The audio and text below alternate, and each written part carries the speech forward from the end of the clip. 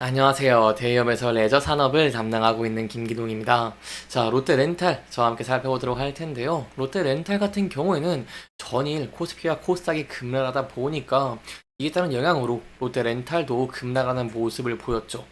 하지만 그럼에도 불구하고 금일 컨센서스를 소폭 상회하는 실적이 나왔고, 또한 지수 또한 반등하는 모습을 보여주면서 이렇게 전일의 낙폭을 대부분 만회를 하고 있는 모습을 보이고 있습니다. 따라서 저희가 이 부분에서 어떠한 포인트를 지켜봐야 되는지, 그리고 실적 발표 중에서 집중해야 되는 포인트가 어떤 게 있을지까지 함께 살펴보는 시간 가져보도록 하겠습니다. 제가 앞서 여러분들에게 이 금일 실적 발표가 나온다고 했고 함께 분석하는 시간 가져보도록 했습니다. 여기에 대해서 저희가 함께 이 자료들을 보면서 살펴보도록 할 텐데요.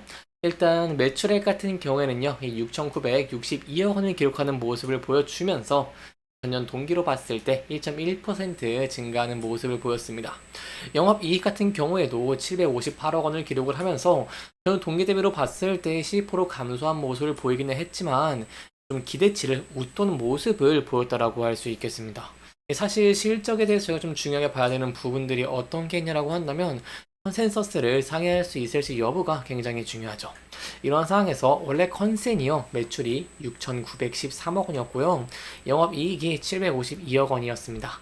이게 소폭이기는 하지만 매출과 영업이익이 이렇게 컨센서스를 뛰어넘었다는 것은 저희가 긍정적으로 볼 수 있다라고 할 수 있겠습니다. 그렇다면 어떠한 이유 덕분에 이렇게 좀 긍정적인 실적을 내는 모습을 보였을까요? 2분기에는요, 중고차 매각 대수가 전년 동기 대비로 봤을 때 12.9% 감소를 했습니다.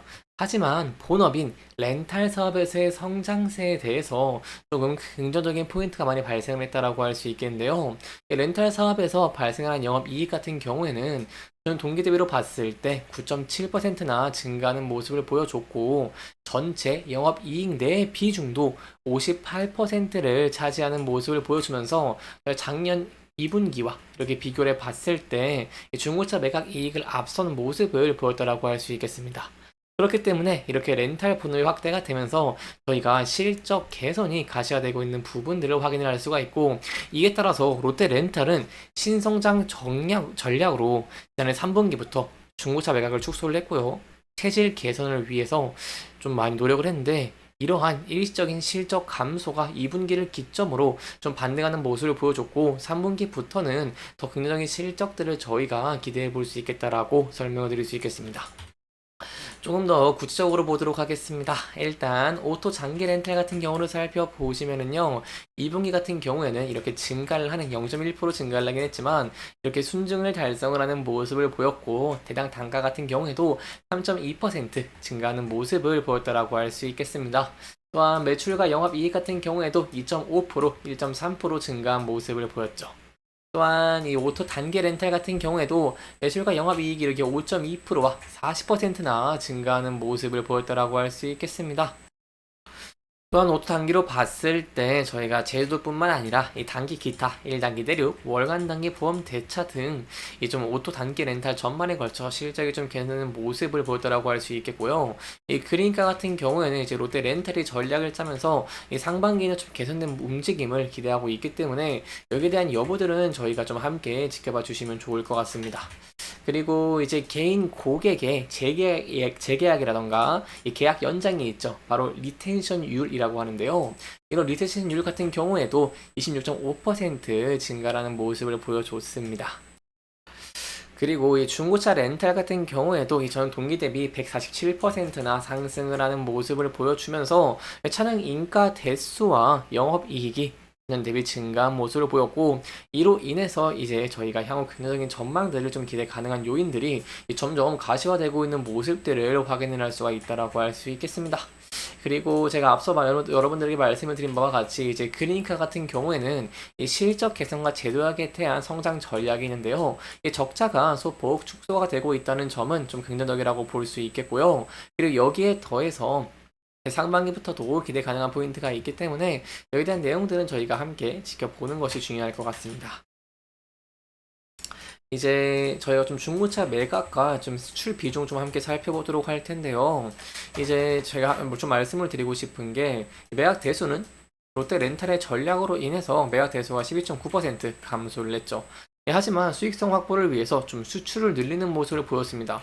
제가 항상 여러분들에게 말씀을 드릴 때 롯데 렌탈 같은 경우에는요, 여전히 내수시장의 의존도가 굉장히 높기 때문에 해외 수출 비중을 늘리고 이 수출의 분야를 좀 판매를 좀 확대하는 것이 굉장히 중요하다고 말씀을 드렸는데, 이러한 면에서 수출 비중이 증가를 했다는 것은 긍정적인 포인트 중에 하나라고 볼 수 있겠습니다.